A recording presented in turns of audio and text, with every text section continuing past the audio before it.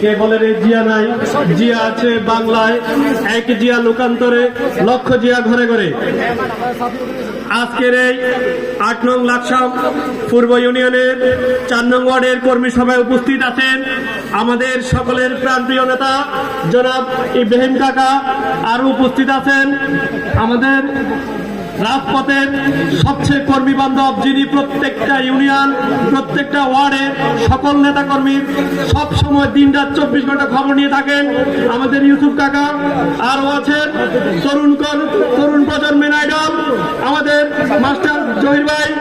আরো উপস্থিত আছেন আমাদের এই ওয়ার্ডের সুযোগ্য সাবেক মেম্বার জনাব রশিদ কাকা সহ মঞ্চে উপস্থিত এবং আমার সামনের শ্রোতা ভাইয়েরা, বিএনপি ও অঙ্গ সহযোগী সংগঠনের সকল নেতৃবৃন্দ, আসসালামু আলাইকুম।